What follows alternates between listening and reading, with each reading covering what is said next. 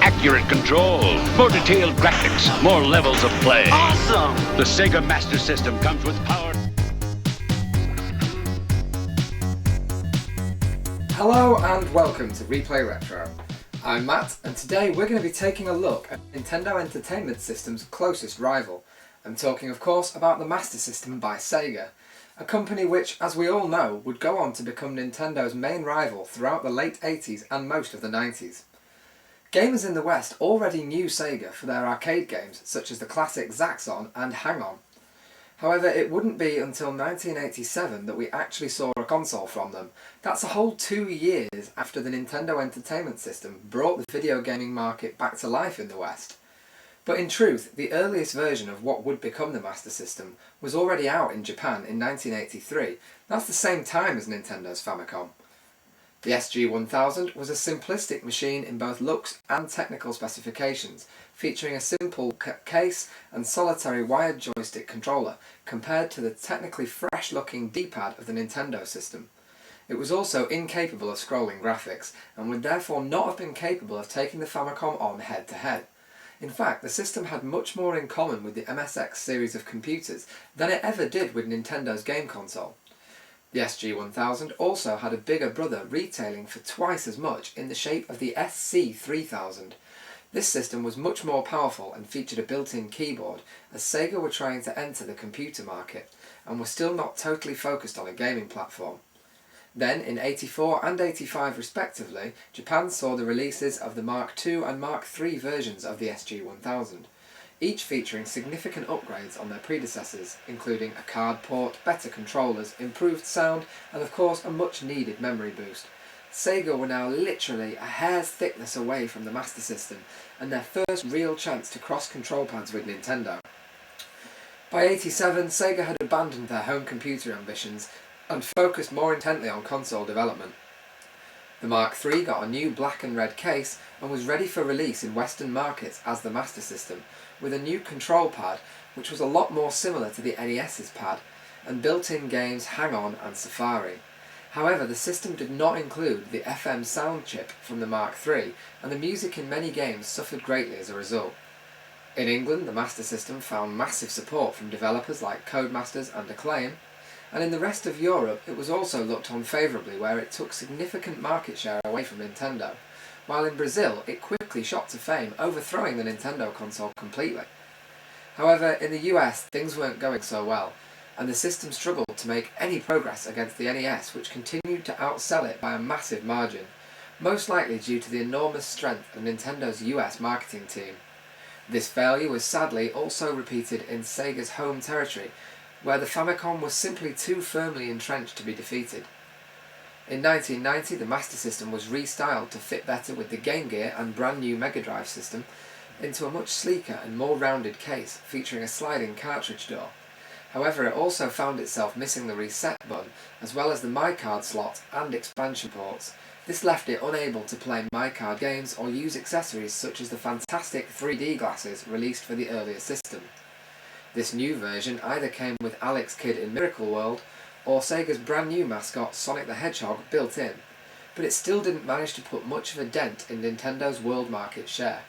So let's take a look at the Master System hardware now, and a few of the games, to see what it's all about. Okay, so here we are with the Master System Mark I, or as you can see here, the Master System / Power Base. The Power Base name obviously would return later in the Game Gear, where there would be an adapter called the Power Base Converter to allow you to play Master System games on your Game Gear, and also on the Mega Drive, which also had its own Power Base Converter. You can see the very simple black and red design of the system here. A little diagram here showing you essentially what to do: either insert a card or a cartridge, press the power on, in which case there will be a light here that comes on, make sure you've got your control pads in, then have it connected to the TV system, and all is good. Your control ports go in here using the 9-pin plug that we see on a great deal of Sega and Atari systems. Also at the front here is the power button and the MyCard slot, which was for Basically, it was the earlier games which had been on the previous Sega systems, which came on flat cards, very similar to the Hue cards we looked at on the TurboGrafx system. Unfortunately, I don't have any of those to show you. On the top, you also have the reset button and a pause button, as the control pads themselves did not feature a pause button, unlike the NES. Nothing on the sides. At the back, you have an AV out socket or an RF socket for connecting it to your television. And there is the port for the AC adapter. An expansion socket at the underneath here, protected of course by a little flap, followed then by a plastic shield. And that really is it from this very simplistic system. You have obviously a little flap here over your cartridge port, and your cartridges would plug in there, but that was it. Very simple system.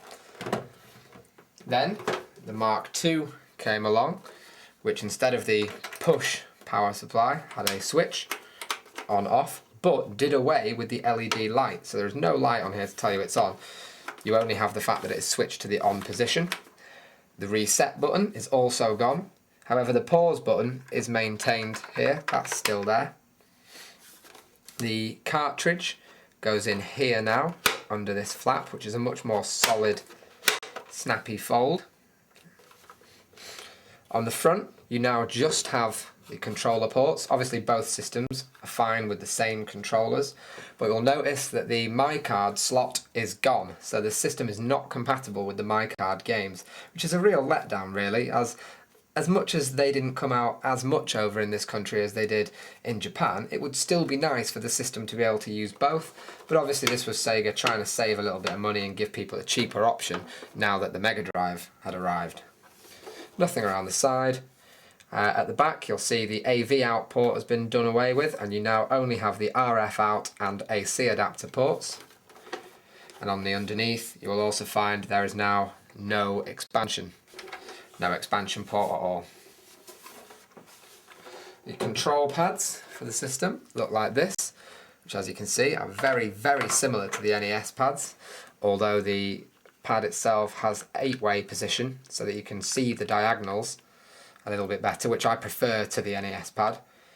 And then you have your two buttons here, but no start and select button.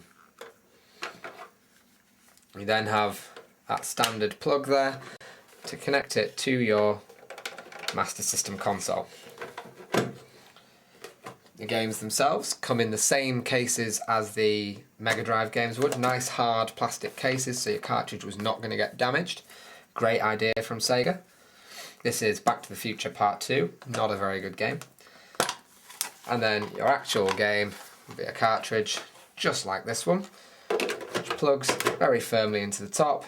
You then turn on the power and you're playing Back to the Future Part 2.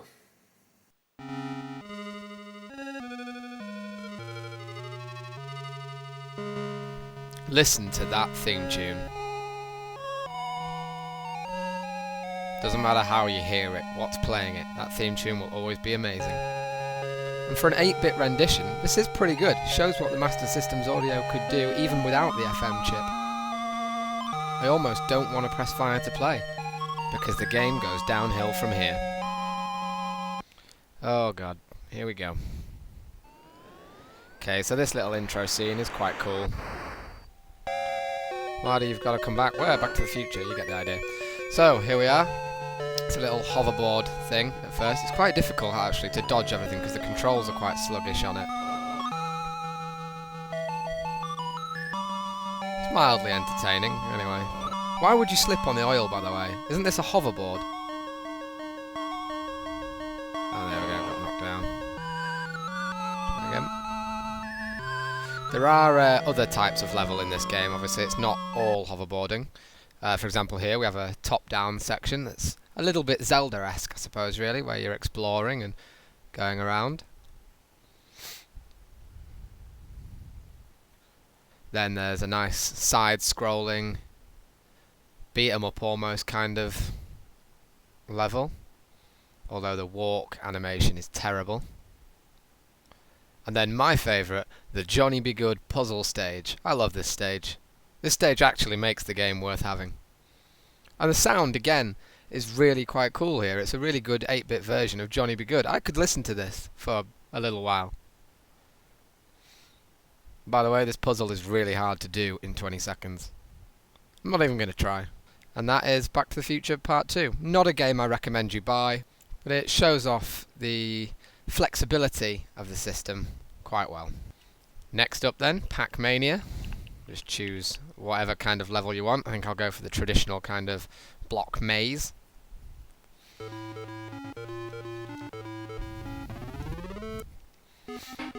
And then as you can see, it's pretty much just like a 3D variation or play on the Pac-Man kind of theme. It's more difficult than a normal Pac-Man game. Because obviously you can't see the whole maze the whole time, so you can't remember where you've left some things to pick up. But also, as you just saw there, you've got the jump ability, so I can save that power pellet there by jumping over it. And I can also jump over ghosts as long as you time it right. But as I say, you have no idea, when they're not on the screen, you don't know where the remaining pellets or the remaining ghosts are, so that adds a new element to the game. And the 3D effect, I think, in this game is really quite good. For an 8-bit system, this shows off what it could do. And alright, it's 1991, so it's nearing the end of the system's real life. But still, graphically, this is an impressive game. The sound, as well, is a nice, jumpy, bouncy, happy arcade track.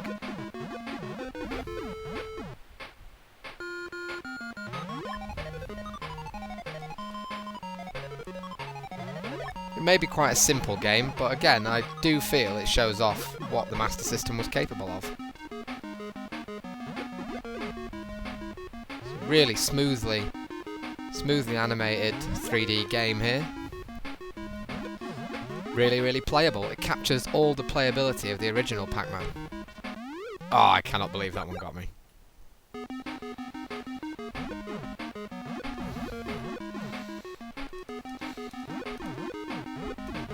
If you decide you want to pick this game up, it is quite cheap. I think I got mine for about £2, something like that. And I'd say it's a game that a Master System owner really should have. It's a cool little game. It'll keep you entertained without you having to play it for hours and hours. Well, from a technical standpoint, the Master System was in fact superior to the Nintendo Entertainment System, with its much faster CPU and the ability to display far more colours. However, as is so often the case in the video game industry, the most powerful system doesn't necessarily win the battle, and the Master System failed to take the top spot from Nintendo for a number of reasons, including the fact that Nintendo had locked down many third-party publishers into only making games for their system. This deprived Sega's console of many popular games and an enormous talent pool of developers. In most countries, the Master System was dead by 1995, even in the UK, where it was heavily supported and is seen as being just as successful as the NES. However, in Brazil, games and systems are still made to this day, which is truly incredible. So maybe in the long run, the Master System outlived the NES after all. Well, that's all we've got time for on this week's show, but don't forget to check out our Twitter page for the latest news about us, and be sure to tune in next week for more retro gaming from Replay Retro.